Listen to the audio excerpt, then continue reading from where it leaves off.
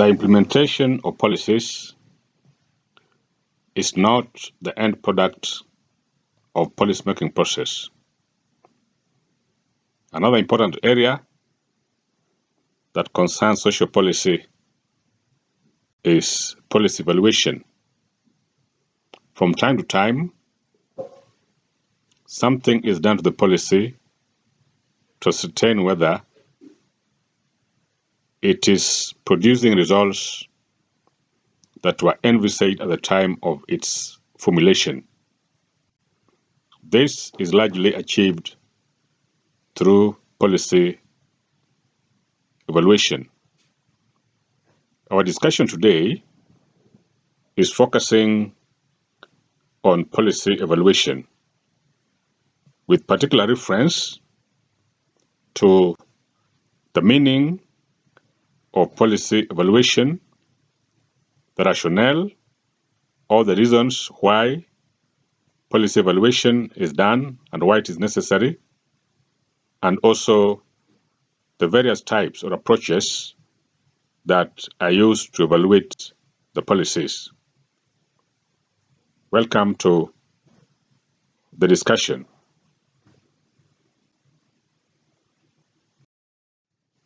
Let us begin by understanding what is meant by evaluation.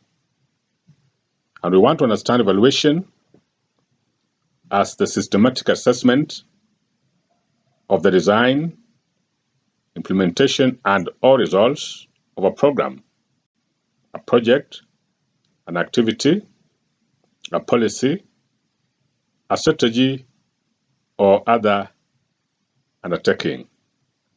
So that when we talk about evaluation, we are simply looking at assessing what has been done, whether it is the design of something or whether it is a program, a project, or an activity with regard to the results that are coming out.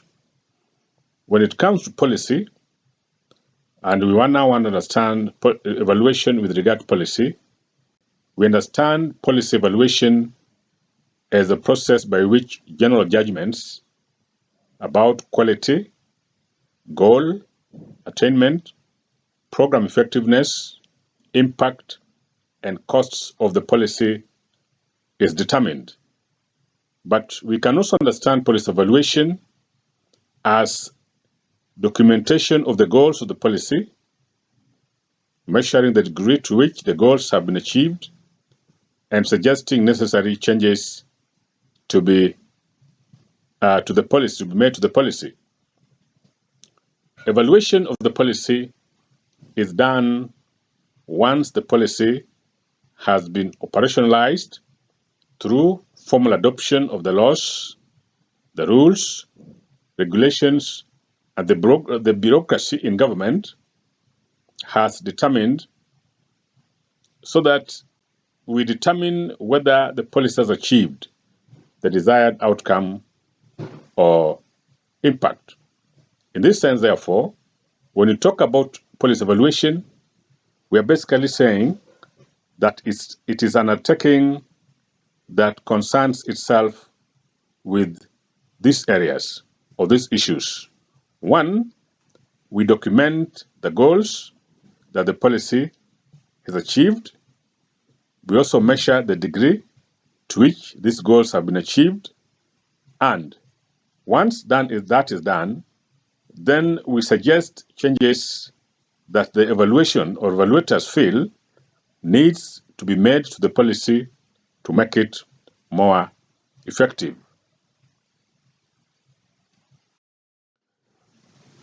We now want to look at the rationale for undertaking policy evaluation. That is, why do we undertake policy evaluation? First, we undertake policy evaluation to determine the success. The success in this context is understood at two levels: the success of the implementation of the policy itself, and also the success in terms of the extent to which the objectives have been achieved. We need to agree that policy is determined at two levels. One, implementation is a process. So the first level of success that we look at is to what extent has the policy been implemented successfully. Then the other thing that we look at is whether the policy has achieved the goal that it had outlined that it intended to achieve. So we look at success at those two levels.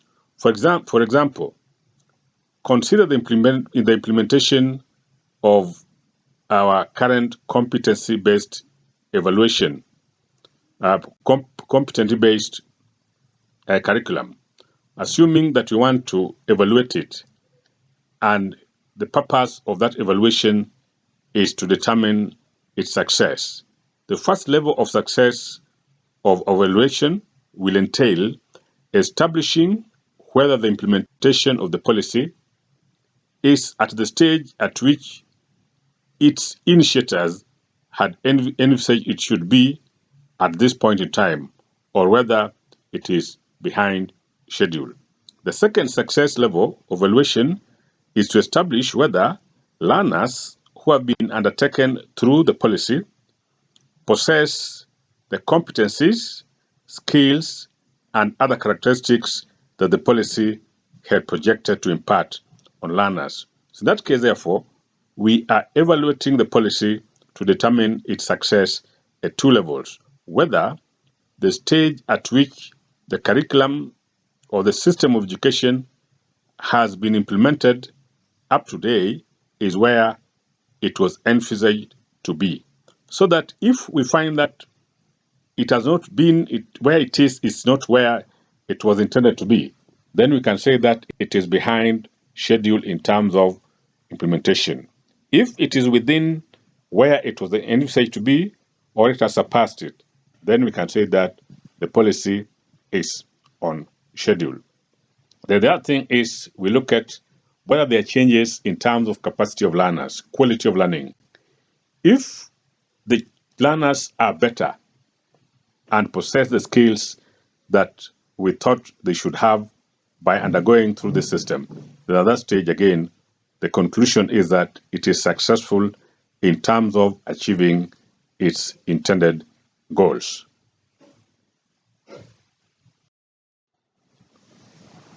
The other reason for undertaking policy evaluation is to determine its efficacy. Efficacy refers to the degree to which a policy is addressing the issue or problem it was established to address. And one of the rationale of policy evaluation is to examine the efficacy of all programs and activities in the policy in terms of addressing the issues the policy was enacted to address. Policy evaluation will therefore verify the accuracy of financial and management reports about the policy. Evaluation will also be used to identify the challenges being faced in the implementation of the policy, as well as to determine whether the investment is worth the outcome. Remember, resources have to be sourced, and then those resources are invested in terms of implementing the policy. But at the end of the day, there is the need to understand whether there is value for money. In other words, are the resources being put in the implementation of a given policy producing the results that were desired? But more importantly, how well are resources being utilized? Because resources are scarce, and because of that scarcity, the available ones must be put into the right use so that we do not have wastage or we do not have excesses or misuse of resources that have been assigned to any given policy. For that matter, therefore, efforts must be made to ensure that the resources that have been put or assigned for the implementation of any given policy are properly utilized. And that is now where the issue of efficiency comes in. Indeed, if its evaluation report reveals that resources are not being used efficiently, then it may suggest certain changes that need to be done, either in terms of activities that are being carried out or in terms of personnel that are in charge of the resources that have been allocated to the implementation of any given policy. So efficiency is an important instrument that is also used, that evaluation also needs to bring out. Because at the end of the day, donors, the public expect the resources they have invested in the individuals that are in charge of any given policy to be utilized properly, without wastage, without misuse, or used for anything other than for which they were meant for.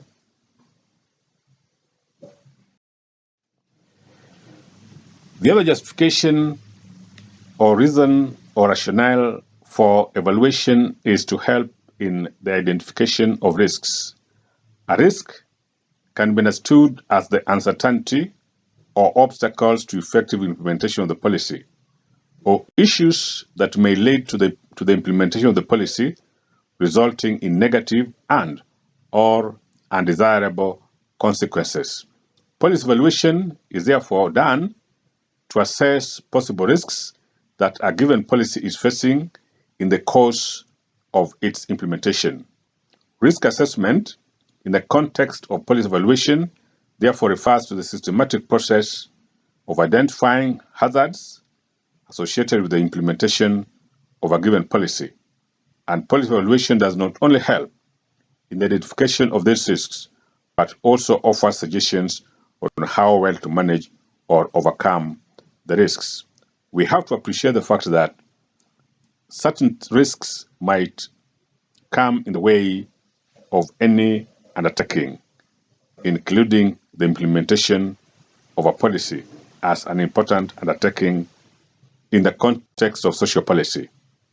Anything that comes in its way that is likely to have a negative impact on the implementation of the policy needs to be identified, needs to be properly assessed, and then mitigation measures proposed so that its adverse effect on the implementation of the policy is either eliminated or severely reduced. That becomes important because if risks are not identified, then what it means, therefore, the implementation of the policy might not be successfully be carried out. And when that happens, then the objective of the policy, again, might not be realized. So it is important for those who are implementing policies to carry out evaluation, because such exercise will help in identifying the risks or obstacles that may make it difficult for the policy to be implemented. Once they are identified, then suggestions on how to reduce them or completely eliminate them is done. And then strategies are put in place to prevent them so that they do not have adverse effects on the implementation of the policy.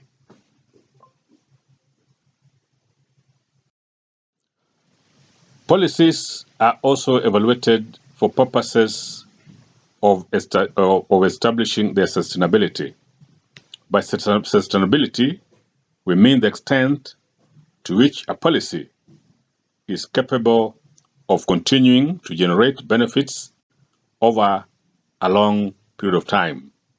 A sustainable policy is one that is able to generate resources and therefore continue supplying the benefits for as long as it is necessary. This is particularly so with externally supported policies where support will have to be withdrawn at some time. It is not expected that when a donor pulls out or a government pulls out, then that becomes the end of that particular policy. Policies need to outlive certain funding periods so that they are able to stand on their own many, many years after the donor or the supporters or the sponsors pull out. So when we talk about sustainability of the policy, the concern is about how possible is it that this policy will continue to benefit the target group long and so many years after the initial donors have pulled out. So it is important that this is done to establish so that we do not come up with a policy that will be dependent on donors 100% for over a long period of time. It should be noted that from time to time, donors also uh, change their priorities. And therefore, if they were to change their priorities and their priorities are no longer in the areas where a given policy focuses on, then it should be possible for that policy or for that agency to continue implementing the policy so that the target group can continue enjoying their benefits. Project evaluation therefore helps or seeks to establish the extent to which a policy is able to support itself economically, technically, socially, and politically. For instance, is the policy over the long term establishing sufficient political goodwill? Is it able to generate its own resources that it can stand with? Are people either at the level of management or beneficiary level developing essential technical skills that may be required to uh, have the policy implemented over time? Or are we able to develop sufficient social networks with different constituencies and beneficiaries, which again, where necessary, can be utilized for purposes of moving the policy implementation forward? Sustainability here will therefore entail the ability of key stakeholders to sustain intervention benefits after the cessation of donor funding with efforts that use locally available resources. In other words, we must bring local people on board so that they own the policy. And from there on, they're able to generate resources uh, locally that is capable of sustaining the policy so that the benefits that accrue from that policy can be continuously enjoyed for many years to come. The results of evaluation of the policy also helps in decision making. Therefore, policy evaluation provides additional opportunities for stakeholders and other actors to attempt to influence the life of a specific policy. Favorable evaluations of the impact of a given policy will tend to perpetuate the implementation and life cycle of that particular policy, while results that paints a negative picture about the policy may give rise to change or possibly policy termination, because we do not want to continue pumping resources in the implementation of a policy that is not producing the desired results, so that the results of any given policy might influence sponsors, donors, and other stakeholders' decision in terms of whether they continue supporting the policy or from they withdraw their support of the policy, so that from there it is possible to look at a policy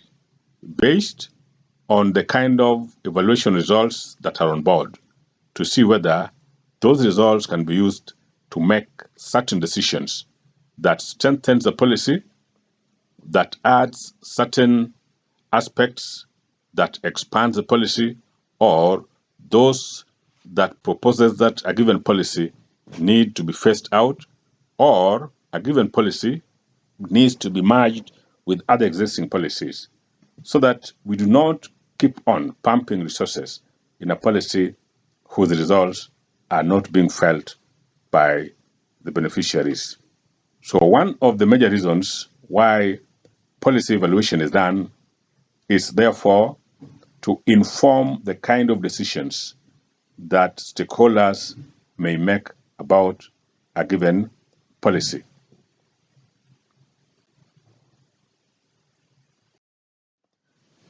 Having looked at the rationale for policy evaluation, I want us now to turn our attention to the types of policy evaluation. There are three major ways or approaches that are used to evaluate a policy. And this is now where I want us to turn our attention to. The first type of policy evaluation is called process evaluation.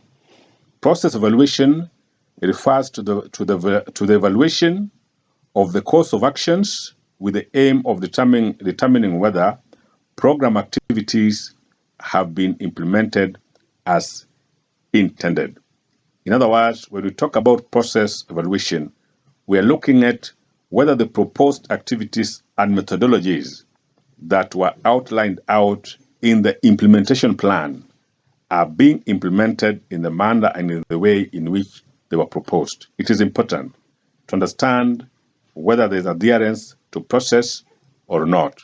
And process evaluation helps stakeholders to gauge how a program outcome was achieved, the types and quantities of services that were delivered. The interest in any given policy, the stakeholders' interest, is not just about the results of the policy, but how those policies were achieved. Were they achieved in a manner that fits within the implementation plan, or were they achieved in a different way? This is necessary because the tactics that are used to implement a given activity in any policy is important so that lessons are learned as to whether certain ways of implementing a program are better, are cost effective, are more efficient than others. So the process becomes important. Process evaluation also establishes the beneficiaries of services, the resources used to deliver the services, the practical problems encountered, and the ways such problems were resolved, and the capacity of the implementing organization to deliver on the policy objectives. This is critical in terms of policy evaluation because we need to know who were the beneficiaries. Were they genuine? Were they the targeted group? How many were they?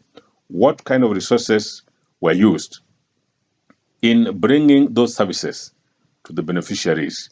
Are there some problems that in the course of the implementation of these policies were encountered? And how are those problems, if any, resolved?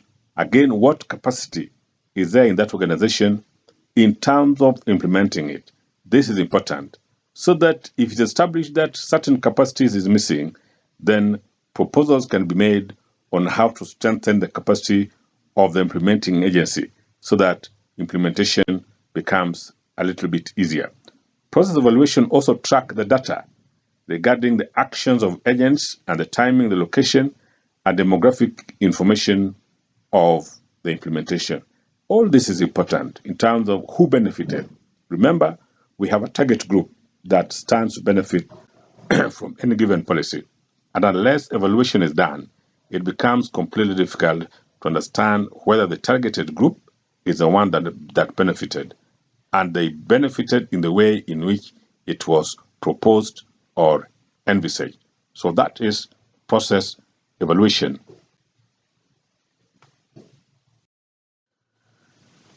The other type of evaluation is called outcome evaluation. Outcome evaluation is the assessment done to establish improvement in society following the implementation of any given policy. It focuses on inputs from participants and how the activity affected them or brought any change in them.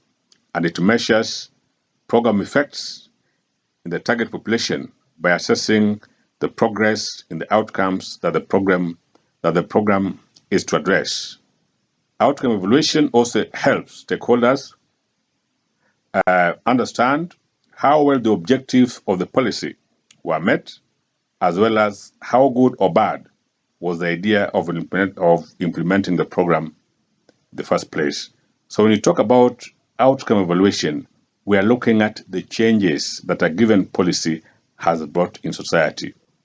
If, for instance, we wanted to come up with a policy, there was a policy, assuming it's a policy to improve access to education of girls in a given area, then the question is, since the introduction of this of the policy, how many girls have been have been enrolled?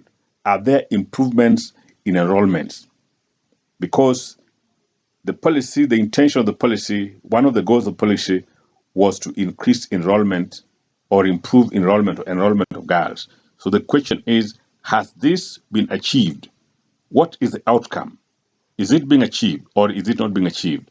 So when we talk about outcome evaluation, the focus is on the outcome, the results, the impacts, the changes a given policy has brought in the lives of target population.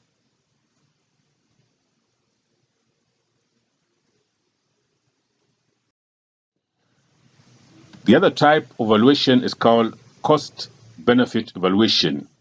In cost-benefit evaluation, we talk of cost-benefit analysis, and it refers to ways of computing the costs and benefits of intervention in monetary terms, and is used to appraise the desirability of a given policy in terms of the balance of benefits and cost. And this type of evaluation is used to ascertain whether the benefits of a policy outweigh its costs relative to other alternative interventions. This method assumes that a monetary value can be placed on all the costs and benefits of a policy, including tangible and intangible returns to other people and organizations, in addition to those immediately impacted.